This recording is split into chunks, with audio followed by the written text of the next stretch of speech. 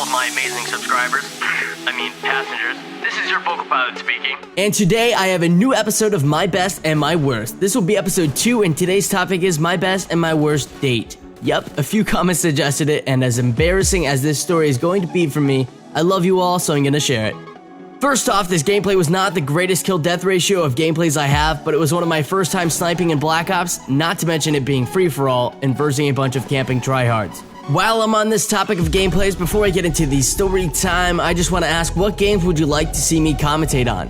I don't want to just do Call of Duty, and that's kind of why I went a little inactive, is because COD bores me too much. And when I have to get a gameplay, it's more of a chore than fun for me. So, something like Minecraft, FIFA, Battlefield 3, Slender, whatever, you guys let me know. Thanks.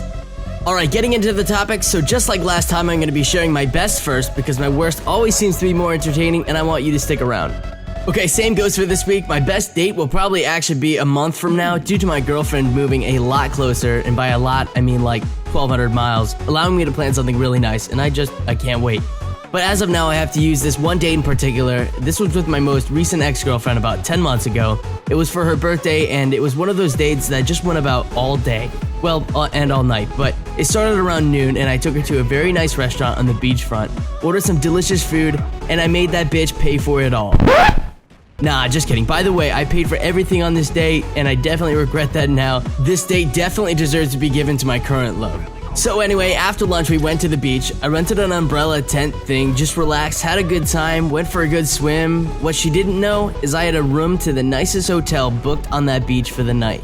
So at around 4:30, 5 o'clock, we went for a walk on the beach, and of course I led her right to the hotel, told her I had to piss, and I pointed to the hotel.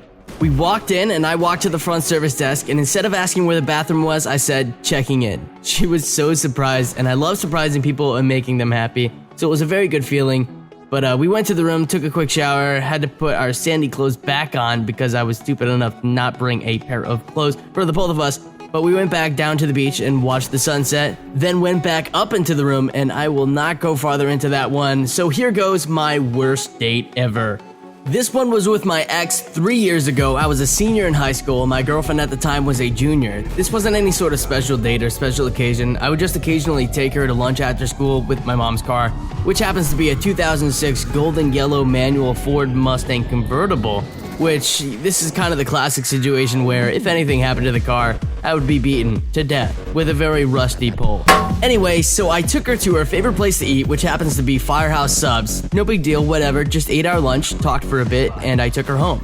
Now on the way to her house, we're almost there. I'm at an intersection, it's a 4-way stop sign, and I see one of my teachers on the right, about to turn left, and I see my friend across the street about to go straight. Now, I got there first, so as I turned, I looked to my teacher and I stuck out my hand and I waved, but I guess that was way too much multitasking for me because next thing you know, I drove up on the grass and I fucking plowed her street sign. At this point, I got really nervous, and as my girlfriend and my friend were laughing their ass off at me, my teacher staring at me with that WTF look, as I'm stressing out, trying to put the thing in reverse, finally did, parked the car, got out, and tried to stand the sign back up.